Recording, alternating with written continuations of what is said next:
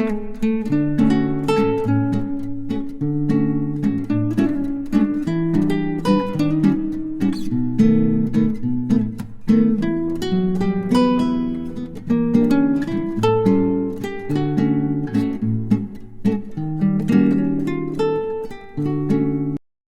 ดีเบิดกูขู่กูคนเด้อสิทอดแหนมข้าวเบิ่งเบิ่งหนูหน้าเบิ่งเฮ้ยกะซีเบิ่งเบิดกูขู่กูคนแหนมข้าวหุงข้าวเจ้าแล้วก็ใส่มะพร้าวใส่เพียงทอดอยู่เทิงพี่แหละเก็ดจนทอดก้อนใหญ่ก่อนใหญ่ก็จะใส่มันละลายพอย่านมันสุกนอกข้างในบ่สุกกับบ่แซ่บได้แหนมข้าวก็ได้ต้องใส่อันมันไฟแห้งเขาก็เห็นมันต่ำลงแน่ต่ำไรก็บ่ดีมันสิอมน้ำมันต่ำนั่นแหละดูค่อยอันนี้นะนี่ก้อนน้อยแน่ทอดในซอสจนมันกรอบจนว่ามันแห้งให้แห้งนอกแห้งนอกแห้งในแหละพี่น้องเลยท่านว่ามันแหนมก็เพิ่นแห้งแต่นอกข้างในเป็นอัญญะกับโบแซ่บท่านละทอดไปเรื่อยๆเบิ่งให้กระซีเบิ่งมันกูโค่นป้าอีน้อยของนภไพ่มื้อนี้เฮ็ดอันวันที่2มื้อนี้เดือน5วันที่2เฮ็ดอยู่สวรรค์สั้นผ้านะนภไพ่ที่ละเลยกระซีเบิ่งพี่น้องคอยทอดแหนมข้าวค่ะเด้ทอดเฮาอันเสียมันเหลืองกว่านี้เฮาก็ไว้เหลืองกว่านี้ย่านเพิ่นว่า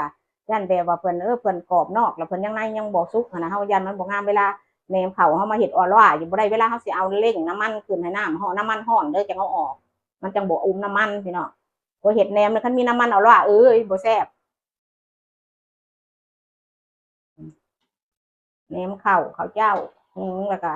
มาเด้อเบิ่งเด้อลูกหลานอยู่เมืองลาวก็ได้คันจะเฮ็ดกินเฮ็ดขายก็เฮ็ดเลยเด็ดเลยของป้าเฮ็ดพี่อยู่อเมริกาพี่ข้าวเจ้าเฮาแหละทอด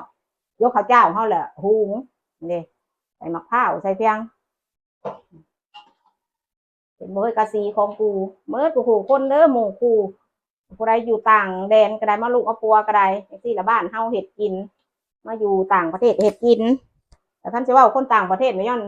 ถือผู้ใดแปลบ่อึดไกลๆตลาดแห้งสลัดพอเฮ็ดกินอยากกินข้าวเปียกก็เฮ็ดกินนะเฮ็ดยังเฮ็ดกินละสลัดกุ้มตัวเอง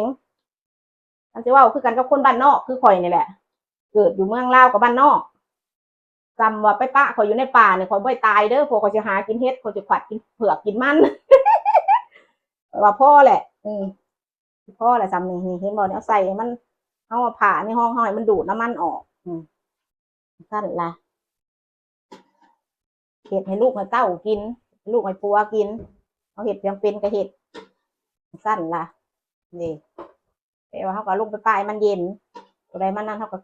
เพิ่ออกจากน้ำมันนี่นะน้ำมันอันพี่นันแอร์ออยนี่นะมันบกคิ้วค่อยทอดได้ท่านว่าน้ำมันอื่นนะเวสบออยยังบอกค่อยทอดไว้พอค่อยคิ้วค่อยเมื่อยอย่างสั้นละพี่น้องเอ้ยสบายดีเด้อพี่น้องเสียดแหนมเข่าให้ลูกกินก่อน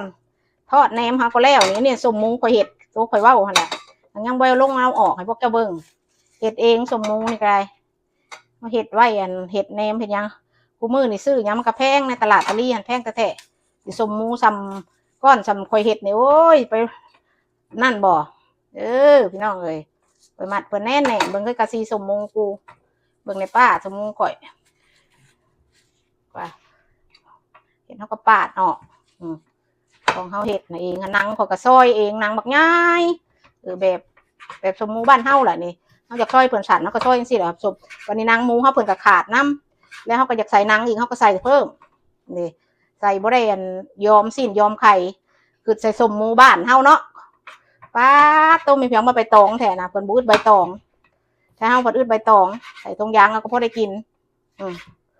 เราจะใส่ทำนี่สิพ่อบอกเพราะว่าสมมันมันก็สมแล้วพี่น้องเอ้ยมันก็ปัวอยากอะไรกันอยากกินก็ใส่มังนาวแหนมเข่าก็ทำนี่สมบุรีแซ่บแหนมเลยสมมูเห็ดเองคนจะใส่ซองพี่น้องซองแซ่บหน่อยเลยน้ำลายเหือน้ำละไพ่ว่านนี่ป้ามากกับลืมมาวันพักกาดพักกันสมโอให้ ยังดีแต่ว่าอันท่านได้อันยับกระป๋องอันสมมูป๋องน้อยตัวนั้นให้มันคือบ่ท่านไปนั่งแล้วถ่าป้าแล้วมันคือไปอ้าวสมมูก็มีอยู่ให้ป้าเมื่อกินก่อนผัวลืมวันนี้สมพักอันยุ่งบนสมพักตังโอมาผัวลืมตรงนี้พี่น้องสมมูเห็ดเองจะเบิ้งปุ่นจ้าวันนี้เนมเข่ากาข่อยเห็ดปีละเถื่อเด้อให้ลูกข่อยกินเด้อเพราะว่าข่อยบ่เห็ดยังพอขั้นข่อยเห็ดข่อยใส่ซีนละลายนี่สมมูข่อยพ่อจำนี่นี่เบิ่งเคยกะซีมาแหวเด้อกะซีเด้อมาแหวกูเด้อกูจะให้มึงกินไว้นี่วันนี้กูจะเศร้าวันนั่นก่อนอันเนมเข่าอันอีเหล้านี่มันต่างมูเนมเข่าอีเหล้ามันโพดนะไว้นี่ไปพี่ก่อนวันนี้กับอีเหล้ามันจะมาแกะนี่บอเนมเข่าอีเหล้านะมันต้องกรอบมึงเห็นกะซีเนมเข่าอีเหล้านี่นี่ไม่ได้ใส่สมมือด้วยอีเหล้านะบัดนี้เวลาสีเศร้าสมใส่ยังผงอีเหล้าจังใส่สมมือผงอีเหล้าบนหมากใส่สมมือผงมือมันเบิ่งมืออีเหล้านะเป็นตาขี้เดียดเดี๋ยวเบยกะซีบ่มีนิ้วมืออีเหล้ากูไปเก็บผักป้าตัวมีดก็มีอยู่กี่นอนบอกกูมีดก็มีกูไปเห็นกูไปเด็ดมานิ้วโป้กูในกะซีเอ้ยจนว่าดำมดกระแมนอยู่ดอกอยู่บ้านนอกเกิดอยู่เมืองลาวห้าชีวิตสมมือมาใส่บ่เป็นงัวลืมตีนดอกแต่ว่าพื้นคนมาอยู่เมกาบ่ลืมดอกเห็นบอกการกินเท่าก็ยังจะกินของลาวอันนี้บ่แมนเด้อแหนมเข่านี่บ่แมนของลาวเด้อบ่เคยกินจักเทื่อมาอยู่นี่แหละเห็นผู้นั่นเห็ดผู้นี้เห็ดแล้วก็เลยเห็ดอยากให้ลูกกินอะไรเดบีมันแตกนี่บีมันแตกก้อนใดมันนี่ไปใส่มะพร้าวแบบเส้นแน่บีบันนี่กะยังตัวนี้ก้อนมันก็ยังบ่แตกคอยบ่ใส่ยังเด้อพี่น้องเด้อเรื่องบางหนอกบางเน่าคอยบ่ใส่ไปอยากใส่ยังใส่โลดเพราะว่าคอยใส่เกลือยังแล้วคอยเรียบร้อยแล้วตั้งแต่คอยใส่พวกตั้งแต่คอยปั้นพุ่นคอยบ่ใส่น้ำแป้งนัวแป้งหน้าคอยบ่ใส่ยังเด้อคอยเอานัวแต่อยู่ในสมมูนี่ให้จบอันพออยากนัวให้ใส่แป้งนัวเอาเอง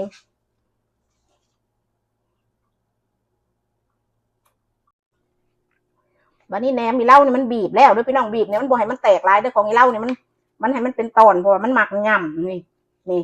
มันจะบ่ให้มุนลายของแหนมมีเหล้านี่แล้วข่อยก็ใส่หุ้งข้าวเจ้าแล้วก็ข่อยบ่ได้ใส่ยังเด้อพี่น้องข่อยใส่แต่เกลือแล้วข่อยก็ซีเบิ่งให้มันนัวมะพร้าวมะพร้าวข่อยใส่นี่ข่อยใส่มะพร้าว2 ถุงบ่แม่นถุงปลายพร้าวมันเหลือนี่ตัวมันหน่อยนะตัวมันเหลืออยู่ข่อยก็เลือกใส่ถิ่มซิ่งลงพี่ก่อนนี่ก็สมมูเห็ดเองนี่ตอนซอยบ่อยว่าสิตอนน้อยตอนห้าวเพื่อนนี่ใส่โลดเศร้ามันถั่วแล้วตักพันใส่พักไก่มันมีสมมูสมมาตอนนั้นเข่าของเขาก็ใส่หมูหมุนน้ำเด้อพี่น้องเด้อก็ใส่หน่อยนึงนี่แหละของสูตรไปสูตรมันเนาะหนังหมูเขาใส่ตืมหนังหมูเนี่ยมาแล้วก็เอาไว้มันนั่นแล้วก็เอาแป้งเขาเห็ดเขาจีเขาจ่าถอกลงไปใส่โลดถอกลงไปใส่ละเสพเอาไว้จังหน่อยล่างพอเขาให้เมนสาบเมนขีดมันนี้บ่ให้มันมีเมนสาบจะล่างแป้งใส่ละลายแป้งเขาเห็ดเขาจีค่ะเสพไว้ก่อนถ้ามันเมืองเขาตัดนี่ก่อนโบตัดเห็นบ่นางงูไปแล้วล่างแป้งแล้วเขาดมมันมีเมนสาบเอาเกลือขั้นอีกก็ล่างใส่น้ำอุ่นก็มาใส่ไว้พออยากเค็ดสมมูก็จะอยากใส่หนังอันนี้แถมก็ใส่ข่อยข่อยใส่แต่หนังข่อยช่อยตอนเอาเพื่อนเขาซ่านนี่แหละนี่พี่น้องเลยท่านข่อยนั่นกับปรุงกินบางหน้าบีบห่อใส่คือข่อยบ่ใส่พอลูกคนแป้งนัวข่อยก็บ่ได้ใส่เด้อพอลูกข่อยมันกินแป้งนัวมันว่ามันปุ่นท้องก้านน้ำตาลน้ำตีนกับบุมี่ผ้าพี่ก่อนขอยันผ้าตกซะก่อนนี่แม่นายมักโทดินตำเด้อขั่วแล้วมาตำนี่อยากใส่อีกก็ใส่ถ้ามันหน่อยก็ได้เอามาไว้บักลายๆนี่คุกเอาไปไว้ล่านี่เศร้าจังสิแหละพี่น้องเลยนี่เด้กินลูกอะพวกเมาเห็ดได้ลูกเขากินจนขี้ออกคุณข่อยบอกว่าแล้วก็สั่งลูกข่อยกินจนขี้ออกแล้วนะเฮ้ยกะซีมึงกว่านี้มึงอยากบอกมึงในโนน่าลืมบอกว่าน้ำโนน่าในโนน่าไปเบิ่งนะสาวเอ้ยนะสาวลืมห้องเพราะโนน่าเพราะว่าสาวลืมโนน่าเลยมึงกว่าเบิ่งมัดกูขู่คนละโมข่วยแหนมเข่าเอาตะขามแหนมเข่าอีเล่าก็เคยเห็ดดอกตะกี้กันอยู่บ้านในเมืองแกงแต่น้ำไม้พอเกิดมาบ้านนอกมาอยู่ต่างประเทศต่างประเทศเห็นหมูเห็ดนะเลยเบิ่งหมูเห็ดแต่มาเห็ดให้ลูกกิน เห็ดกระแบบคอยเห็ดคือเก่าแหละเพราะคอยเป็นคนกินจางสั้นละเดี๋ยวพี่น้องเลยเฮ้ยเมืองซีมก่อนซีมาก็ยุบห่อสมสะดำแต่ก็ห่อพักไง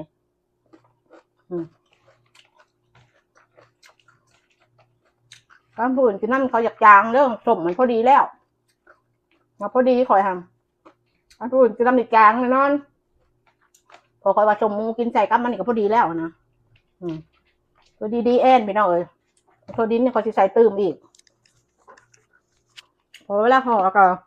รักอยู่รอบน้ำพลอยหมักเริ่มผุนหมักตัวดินนี่ใบตำมันตัวตำมาขอลงแล้วใส่ลายตัวดินกระแซบ